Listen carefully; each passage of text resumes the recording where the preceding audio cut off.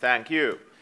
So, with further ado, I've been doing this cloud security thing for 10 years now, approximately. That was like 10 years ago when they started to present these cloud platforms and how to publish your applications into cloud. But before that, I was doing application security, kind of evaluating what's the maturity of applications. This whole thing, I've been laughing to this one. Every time that I see this in different events, it always gets me. It's funny because it's true. Every time that there's application development, there's always a huge hurry to actually finish something, get the product out, not to consider how secure it is. As far as it functions, that's the goal of it.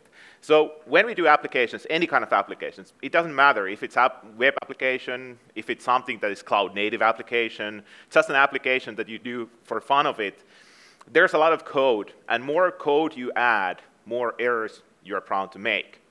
And that happens. Then you branch the code, you come back to the old code, you bring some of the old flaws back into the code. So this is what happens there. But this is not what I'm here to talk about. I'm talking about failing in different aspects of security.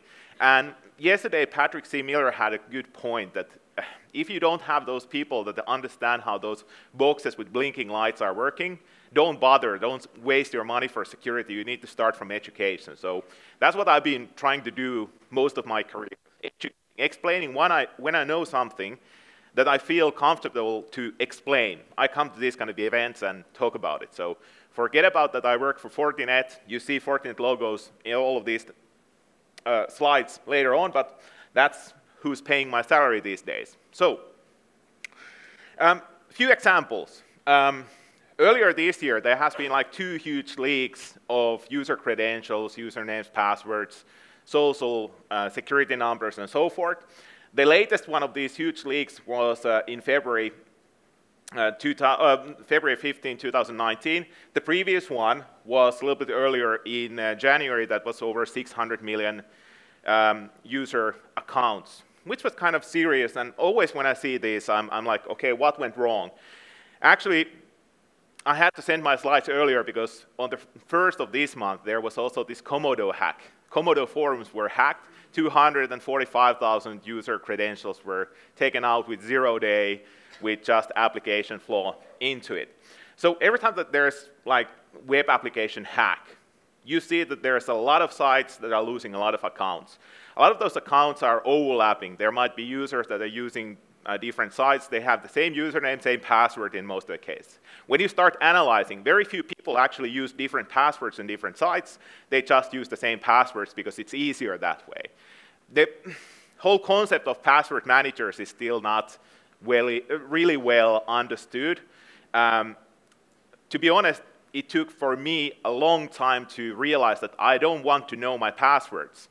I want to externalize that to somewhere else that is doing actually good passwords. I'm a human. I'm really bad at passwords, so let somebody else deal with those passwords. And in these cases, it's always kind of obvious when something is being hacked, then it's going to be sold. These were sold in Dream Market. And Dream Market was this kind of darknet marketplace where you could get all of these accounts plus the ones from the previous breach. So what was actually breached? Well, it was usernames, passwords, date of birth, home address, phone number, credit card information, so forth. Really valuable stuff. But it was super plentiful. A lot of that was actually available for free if you knew where to look. And actually, these 2 hacks to web application led to the shutdown of Dream Market. It was shut down on the 30th of April in 2019. It had been already got by FBI. So FBI was in the back-end system, so they realized that there's something funny going on. But that's not the whole point of this. There's a lot of flaws in the web applications. A lot of those are coming from the tools, how they are made. And these kind of hacks, they will happen, and they continue happening as far as people are making the web applications. What was super interesting was how many of those hacked sites actually took responsible response that we were hacked. There was actually breach of data. Only 8 out of 24 sites actually reported that, hey, there was some confidential information leaked out in the world. That might be compromising you as a user. In total, those sites were only covering 347.7 million user accounts, which was a lot. Think about, I'm coming from Finland. We don't have too many people. We have 5.5 million people. We're in Latvia. You guys don't have too many people here. But when you look at the numbers, you realize, oh crap, there's actually like almost 1 billion user accounts under threat over there. Okay, so when I go to, in more serious note, I go to customers a lot of times to have a discussion that, hey, you really should consider your security. So it's like, do you actually know what you're protecting? And I still see this mentality. We have no security, so nobody can break it. Or we have the best coders, so there will be no problem in our code. There is no hackable code in our environment, so since we don't need security. Or even better, when you show how many things are wrong, the answer is no. It's like, that's not true. Fake news. Don't believe everything. That's what you get. But this is like where we go when we start discussion about application security, for example. There's a lot of components. There's a lot of tools how you can make your web applications. There's a lot of different things that could go wrong in web applications. And it's not just the web application. It's the sum of the components and the weaknesses within those components. And also the platform or the stuff that you run your web applications with. Even this week, I had a case where customer was kind of saying that, no, we are not using WordPress. But if I can just fingerprint their service with my web browser and looking at the header information and say that it's a WordPress. No, we don't. Yes, you do. I can see it with my web browser. I don't need to have very advanced hacking tools to tell what your web application is. I can go and see which version of WordPress it is, and that was from 2014. Never patched after 2014. So yeah, you can see the trend on the vulnerabilities until 2018 over there. So yeah, this is the fun part. Then you start educating this is the normal reason why you're probably going to get hacked. It's not necessarily the operating system on the server or some of the components. It might be just simple thing like WordPress, Apache, user mistake, bad usernames, passwords, multiple different things that could go wrong with web applications.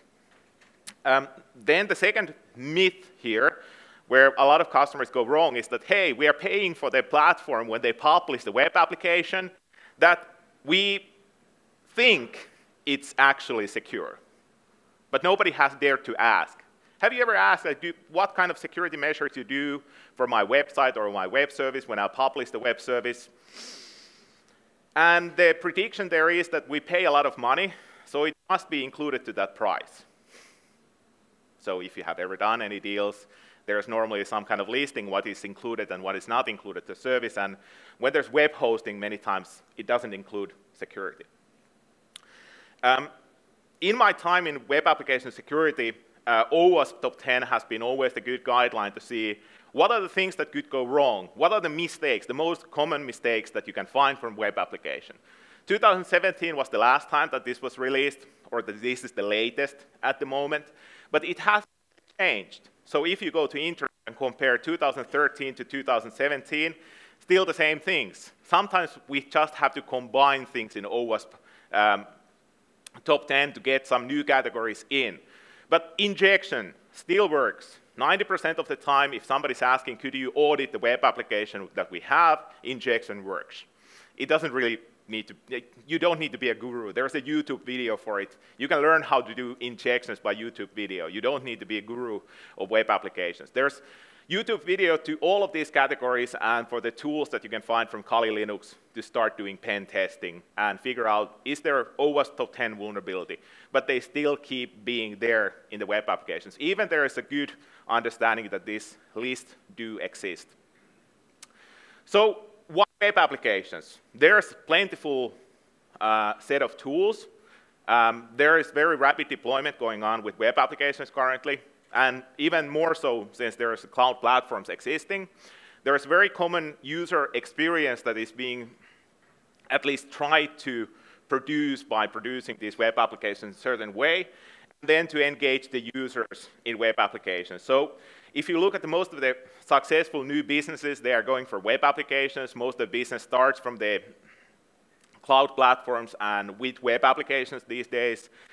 So user engagement, it's only meant to be used in one way, and if somebody comes to a web application and starts using it in the wrong way, there is probably no protection or no logical testing for it while the application is being deployed, because there's a rapid deployment. There's a DevOps into this one. So in user engagement, there are mobile users. Most of the applications are being used by mobile platforms, mobile phones, tablets, laptops, and such things. Now even the new iPad, the iPad OS, is now faking that it's actually a laptop rather than tablet. But mobile devices are the ones that are consuming the web applications, and there's a lot of middleware. This makes things really hard when you need to evaluate the consistency of the web application, how secure it is, how it's supposed to be kind of implemented. It makes things really, really damn hard. And still the business is based on the web application. So the value of the web application is not always understood by the ones that are requesting to have such things in their environment. So web application is kind of part of the reputation of the company. If you take the reputational responsibility that was mentioned yesterday, the keynotes, and it's really important. If you have a good web application that is functioning, it brings a lot of business, but it has to be also secure web application. So when we walk in and we do security audit, there's DevOps. You find DevOps people, and the main thing in DevOps people's mind is not security. It's to have the DevOps cycle running around and get new version and new features in as fast as possible to the web application. But security is not part of that. Yeah, I know there's people online and there are people here that are working for companies that have recognized this problem, but it's a really hard problem to tackle because you need to get new code out, you need to get new features out. Then there's the security people that have to actually shovel the unicorn stuff over there. So you get the feeling when you start looking into this one. In the worst case, it's running in a cloud platform that has been built by people that had never time to learn how the cloud platform is supposed to be set up. So this is kind of the point where I need to stop and ask that, am I doing the right things or am I talking the right stuff? And how to approach that I don't hurt anyone's feelings, that, hey, you really need to take security seriously when there's DevOps. You can add security as part of your DevOps process. So web application security, why it should be cared? They are in the internet. They are published to the internet. They have huge exposure to the internet and everything that comes from the internet. But there's also regulatory requirements. These are normally forgotten totally until the audit. So if there's external party coming in and doing audit, they normally raise the reasons through the regulatory compliancy that, hey, you need to be PSI DSS compliant, or you need to be compliant for GDPR, or you need to be HIPAA compliant, or such things. And that's driving the security. That's normally the first indication to actually do the security. Not so much that it's open to the internet, totally. And the threat landscape, over half of the internet traffic is made by bots. And about 30% of bots currently are malicious bots. And all the internet applications or web applications that are facing the internet are under continuous scan. One person was really worried years ago that, should we do vulnerability scan to our web application? I said that, hey, you don't need to do it. Somebody's scanning it already for you. Only trouble there is that you will never get the results unless you have something that is telling how you will get hacked eventually. You've probably been already hacked, but you don't know it. So the protection for layer 7 layer 7 protection through different tools. First thing is web protection. You need to have a tool that is telling how well the protection or the web application actually is working. So you need to consider how you protect your web applications. There are multiple tools. There's WAFs. They have been around for 15 years. But still, the problem there is that if you don't have people that know how to operate firewalls, you probably don't have people that understand how to operate WAFs. So don't bother, and it's normally not being bothered so much. But when you have web applications that are never going to be patched, most likely, or very, very rarely, the web protection is one super important thing. So if you have already web protection, something that is not necessarily protected are the APIs. API is now bringing in the money. A lot of the websites, a lot of the internet business is based to API. There's whole economy around the APIs, but the API protection is something that has to be taken care of. If I see a place where there is good web protection in order, APIs are not protected. It's like, yeah, who cares? It's so complex topic that nobody knows how to abuse them. Oh yeah, but the internet is full of bots that are actually looking for the APIs. And when you publish a lot of crap through APIs, you get the bots to download all of it. I have a lot of honeypots that I'm running in the internet, and I have a lot of API honeypots these days that are pushing 1 terabyte files that are coming from dev random, and then they are encrypted, so they are very interesting. Somebody downloaded yesterday 1 terabyte dev random API package again from my own personal server. I have symmetric fiber at home, so for 1 gig, so I don't mind. I'm paying for a lot of internet capacity, which I don't normally use, so honeypots are pretty good for that. But API protection is actually interesting. Also the bots, when you show to somebody how many bots you have on the site, then there's the first indication that, hey, we should probably care about it. What the bots are actually doing, they scan your site, they do the vulnerability test for your site, they gather data. If there are some obvious vulnerabilities that are easy to exploit, they are already exploiting those. They can actually pass through your CAPTCHA mechanisms. So if we look at the defenses that there are for the bots, they are very few. Normally they are IP reputation databases or signatures or such, or CAPTCHA. And CAPTCHA is something that you can actually pass through by more modern and educated bots that are using machine learning or artificial intelligence as their supporting tool. The business logic analysis that you can do for your web application, which is also really rarely done initially, is saving you from the easiest and the most simple category of the bots. If we look at the bigger sites, Amazon gets 92.8% of all of its traffic from bots. Or Microsoft.com, 78.2% of all of their traffic is coming from the bots. So you should be caring about that. Historically, I've been implementing WAFs, and one time in Germany we did this internet store protection for a Porsche dealership, and we just made anti-bot defense on the front of the site. We got their marketing department after us because they lost 98% of all their visitors on the site. So all the click income from the marketing materials on their site, it wasn't there anymore. 98% of the traffic was gone because everything was generally bots. Only 2% of the visitors were actually people. So what is the solution for web application security? The solution pretty much is artificial intelligence and machine learning. So when you do your WAF implementations or you do protection for your web applications, it should be based somehow to machine learning. Something that is able to learn the application, learn the APIs, and build the protection for it.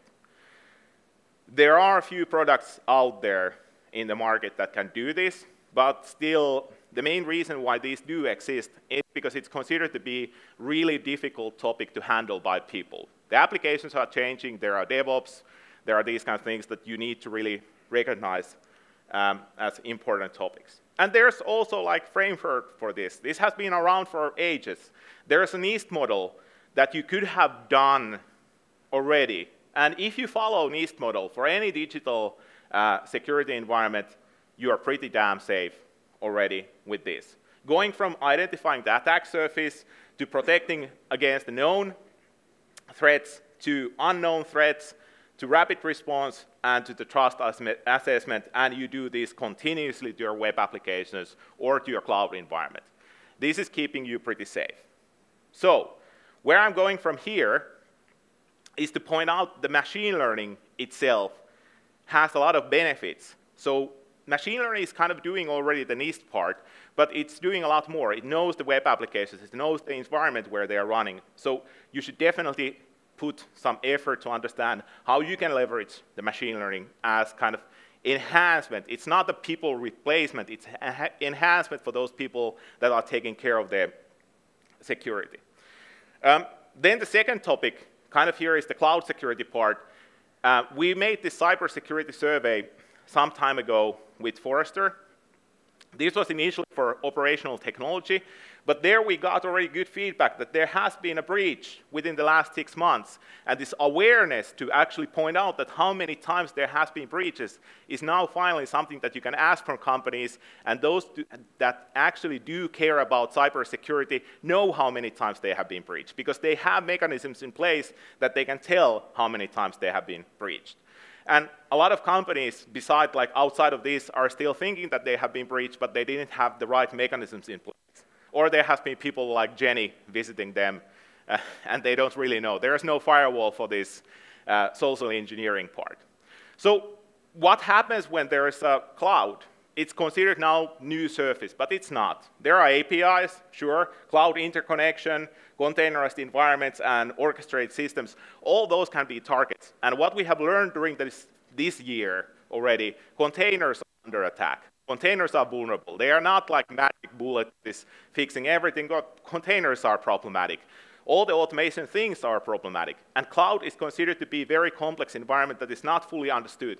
The maturity when average user or average company is going to a cloud, they don't really understand what they are using the cloud for or why they ended up there, but they don't also have time to learn all the tricks and security measures that you need to take care in the cloud. There are multiple armies of bots that are targeting environments, and the main reason there why this happens is because a lot of things are much more exposed from the cloud. And since there is a low understanding how cloud is supposed to be secured, a lot more information than traditionally would be exposed is exposed from there. Also, there is encrypted traffic going into the cloud and coming out of the cloud, but a lot of the information inside the cloud is still not encrypted like it's supposed to be encrypted. And also zero-day vulnerabilities, they do exist, like the Komodo hack in the first day of this zero-day again. So doing the cloud security is like the complexity factor only affecting the human factor. When humans are taking care of the cloud platforms, they don't necessarily understand what should be done in the cloud, but there's a lot of tools that can tell you what was left undone. Also, the regulatory compliance is not very well understood if the cloud platform is not understood. So if you ask from the major companies that have already gone to the cloud, what is your maturity level to the cloud? If there is no answer, there is no maturity for it. That's kind of the answer there is none. So going to cloud and fail, that's the only way to learn in many of the occasions over there, which normally leads to explosion of data and also exposure of data from the cloud platform. Gartner had this prediction that by 2023, 99% of cloud security failures are because of the customer or the configuration failure. And this prediction was from 2018. All of the failures that I have seen so far in a cloud platform, meaning that the APIs are forgot to be protected or the applications are in low protection, are because of the human factor. Shared responsibility model, not understood at all. It's still a mystery. Hey, you are responsible for all the security. Cloud platforms are normally naturally providing you resources, but not security. You need to take care of the data security. And then it comes down to those few categories. The visibility and control part, it has to be tackled. You need to understand how you are going to manage the cloud, how you take data into the cloud and out of the cloud, how you look for the security gaps, how you understand those, and how you tackle the question of compliance. Many times, there isn't full understanding of this. Many of these categories are not there, and there's no clue how to deal with that. There are tools for it, but to find the right tools, it's very challenging. If I was starting a company today myself, I would start a company that is just explaining how shared responsibility model is working. And that would be like keeping me alive until end of my life. It would be feeding me really, really well. This is something that is still under very bad understanding. I have a few examples. FORTINET got hacked because their cloud environment. Checkpoint Research was able to see this. Unsecured web page. Collection 1, 770 million user accounts were published because of, well, bad security. Facebook, well, Facebook's its own infrastructure or ecosystem published a lot of user accounts, 540 million records, and there was a pool of 22,000 users that were having their data exposed through S3 buckets. First American corporation got hacked because of cloud misconfiguration. So 6 different cases from this year, and even the first American group, 885 million records were published because of a cloud misconfiguration. So then there's the Flipboard, yeah, and then there's a Capital One. So all of these, like what is common for all these cases that I picked from here, it was just cloud misconfiguration that led to these problems. In a nutshell, as last summary, what would make things less failable when you don't need to fail to learn, but to actually have understanding how to fix everything? It's a combination of process, technology, and people. Educate your people. Start from people education, select your technology, and then plan your processes that are fitting for your normal use cases. These are the main things that I'm always being eager to push forward. So that's in short summary, like 2 different very, very large topics. If you want to challenge me on these topics afterwards, I'm around here until 3 o'clock, so you see me somewhere wandering around or trying to educate some other people over email or other topics. So I guess it's time for questions. For questions, we don't have any on web, so maybe some of you would like to ask something, Timo? Question until audience warms up. Like lots of things happened in 1978. Bee Gees landed 3 top hits in US, and also the password storage was solved. I mean, like in 1978. Like, what should we do with those people who still store plain text user credentials nowadays? I mean, my proposal is to do like Kim Jong-un style, you know, shoot them with an anti-aircraft gun or something and put the video on YouTube. This is like, still the first tool is education. So there's a lot of lack of information. Like the maturity, how things are being done is still pretty poor when you go to different places. And I'm not even trying to claim that I understand everything in this side of the technology, but when you see a lot of things, you start seeing like also like the plain text passwords, like why do you do that? You can hash, you can solve these passwords. A lot of those leaks that you see there, in some of the cases, there was actually really good password management. So the passwords were really well hashed, encrypted, and salted. So individually, even. So not all passwords are something that actually leak from the services, but maturity still is. It's part of education, but there should be also more auditing. There should be more proactive auditing that would be free of charge. Then it would probably happen, but nobody's willing to do anything free of charge these days. Especially if it's cybersecurity, there's always price tag for it. There's no free cybersecurity in that sense. We have one question from the audience via Mentimeter. Even with credential theft, doesn't two-step verification render the credentials more, more or less useless without the code which is sent to user's phone? There is already like, well, there's an answer. Like Jenny Radcliffe would be the best person to answer this one. But social engineering, you can actually socially engineer the multi-factor authentication. So you can say that we are doing upgrade process in this IT environment and you will get the code. Could you read the code for me from your application if it's a code-based system? If the multi-factor authentication is based on these push notifications, it's more secure where you need to say approve or deny.